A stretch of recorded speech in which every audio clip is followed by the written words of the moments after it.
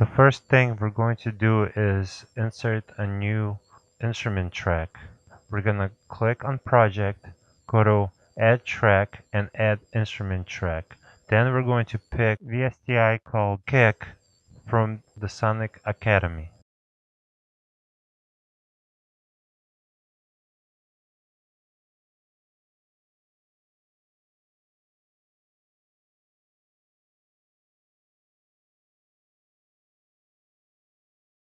We're going to draw in one bar MIDI clip and double click on it to edit it.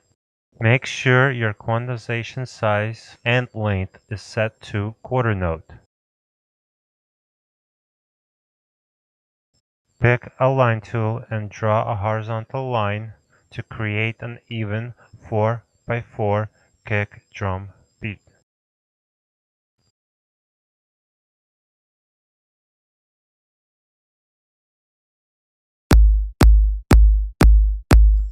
Obviously the default setting doesn't sound that good, but don't worry about it, we're going to edit it.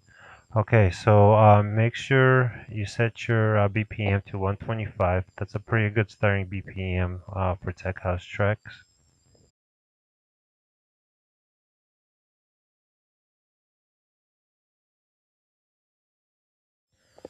On the left side, let's open our channel meter and give about 6 dB for our headroom. That way we're not peaking right from the beginning. And introducing harsh digital distortion.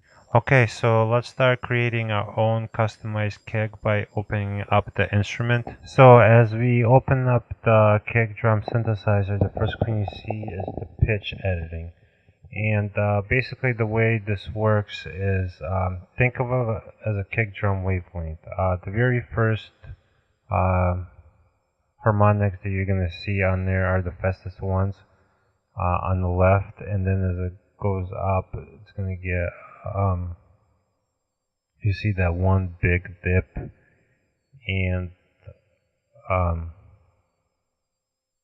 so basically you can't really say if it's backwards or frontwards, but basically the way you want to design over here is all the way on the right you want your starting from the fundamental harmonic and going all the way to the left to basically very high harmonics. As we're playing the kick, we're kind of messing around with it.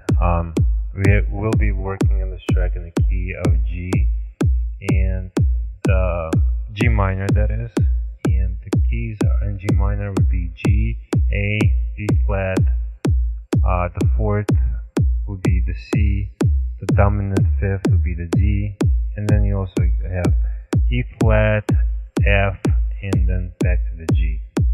So basically, in order to keep the kick in tune, and yes, percussion does have pitch, even though it's not as noticeable, it's not as tonal, and you don't see that much of a difference in it, it does. So basically, what we're doing over here is we wanna have the harmonic frequencies resemble the key. So basically we're starting off with G1 at 49 hertz, A sharp or a B flat at G7, and I think the rest will keep at G. Maybe bring them up to G4, and then let's try the next one down to G6. Maybe G7, no.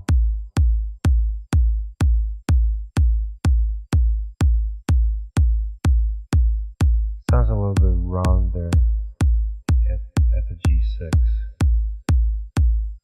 Coil up the length a little bit.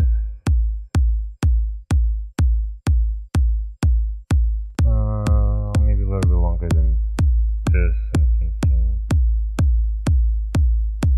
And I don't really like the click on this, so let's scroll through this. Nah, this is nice. Bring the volume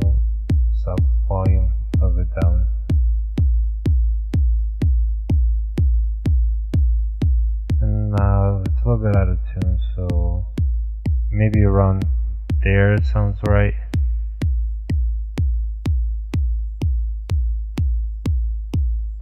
Maybe adjust the EQ a little bit more punchiness over here. Bring down the drive.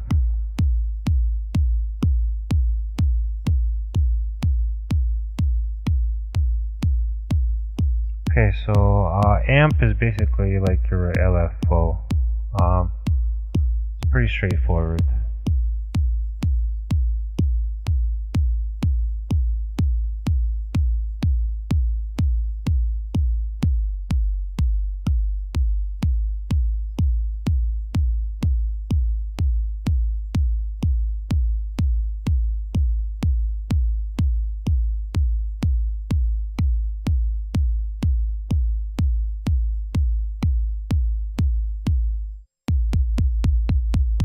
Maybe have a little dip over here to give it a little bit more natural feel than the default 919 kick.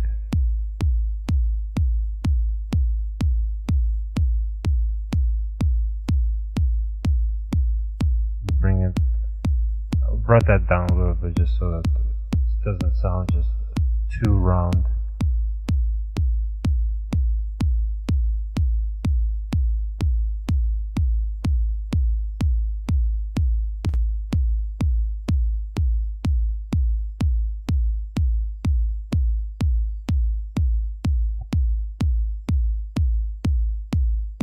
Okay, I'm starting to like this a little bit.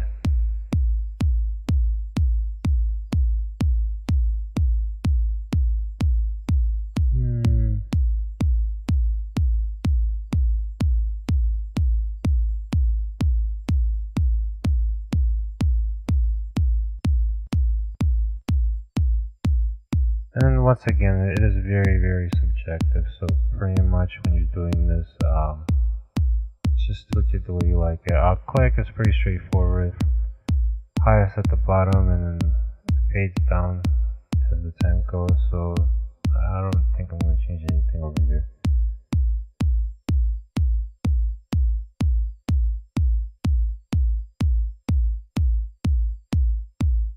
Okay, I like the way that sounds, and I'll just save this as a preset for future use. Just in case anytime later I have to pull it up or anything.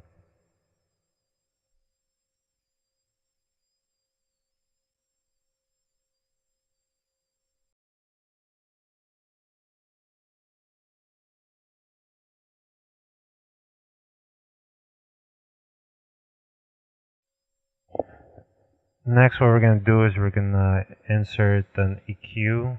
Let's try a FabFilter Pro Q.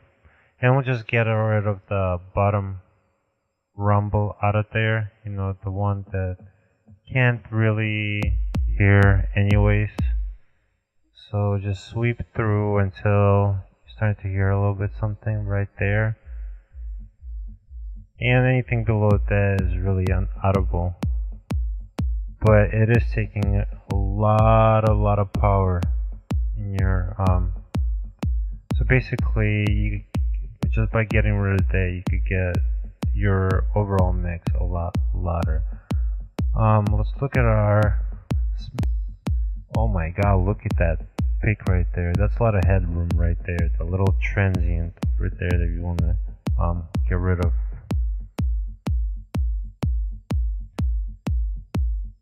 Yeah, let's see how much that really is over there. That's about between 3 and 4 dB that we could get rid of. Let's try putting in a compressor and see if we could catch that transient peak, because we could get rid of a lot of it without actually compromising any kind of dynamics whatsoever.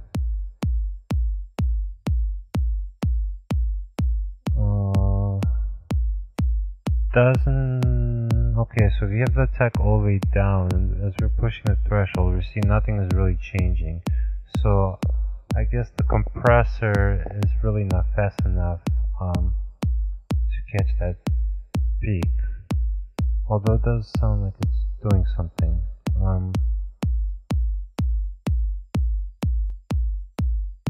Oh, auto gain is in. Okay, let's check it one more time. Okay, so it's not really doing anything.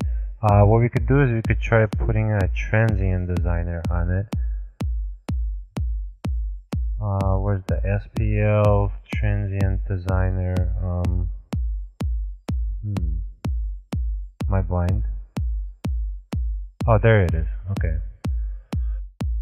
So basically, we could probably get rid of about 3 dB on attack. And as you're looking the waveform, you could see what it's actually doing. By moving the knob, it's catching that very first transient, and just by moving the knob, you can just bring it down. It works really great against things like this where compressor cannot catch, and most compressors can't. I mean,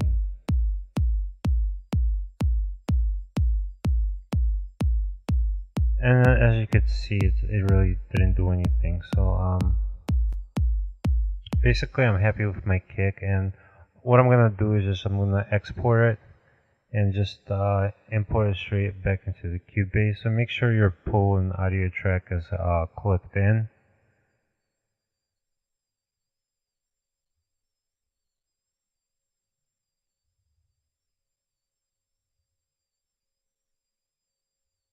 Okay, so we have the kick in there. Let's see, just to make sure that it copied it correctly, just by comparing it. Sounded good to me. Okay, so we'll remove that, and then let's just normalize it. And I usually normalize it at -1. Okay, and there we go. We have a good, solid kick to start working with. And we already know that it's going to work in the QG, so basically I just put down another 6 dB for the headroom, and we'll start working on the bass.